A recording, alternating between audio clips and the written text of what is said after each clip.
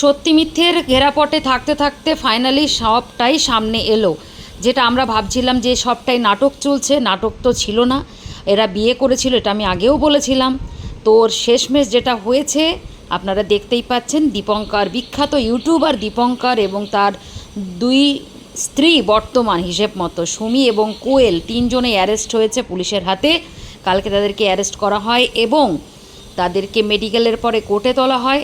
সবথেকে আশ্চর্যজনক যে দুই স্ত্রী তারা কি জানালো আর কিসের ভিত্তিতে অ্যারেস্ট করা হলো সেটা আপনারা জানুন। যে মৃণাল, যে সুমির এক্স হাজব্যান্ড, সে কমপ্লেন করেছিল যে তার বউকে তুলে নিয়ে যাওয়া হয়েছে, কিডন্যাপ করে নেওয়া হয়েছে, পটিয়ে পাটিয়ে নিয়ে চলে গেছে দীপঙ্কর। কিন্তু যেটা সবথেকে চাঞ্চল্যকর তথ্য এখন উঠে আসছে যে সুমি এবং কোয়েলের যে বক্তব্য আপনারা শুনলে অবাক হয়ে যাবেন। যেটা দীপঙ্কর আগেই বলেছিল যে সে কোনো মতেই সুমিকে পটিয়ে পাটিয়ে নিয়ে যায়নি, স্বইচ্ছায় সুমি তার সাথে চলে গেছে।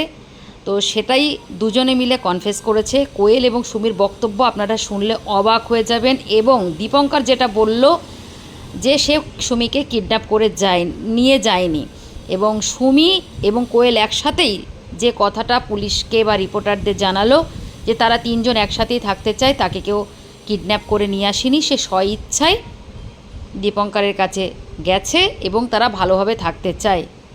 তো দুঃখের এবং সুখের কোনো কথাটাই বলবো না, শুধু এইটুকু বলবো হয়তো বা সবার কথা এবং কি বলবো বুঝতে পারছি না, তবে হয়তো ভুল মেসেজ দিচ্ছিল, একটা সলিউশনের দরকার ছিল। আপনাদের কি মতামত অবশ্যই জানান।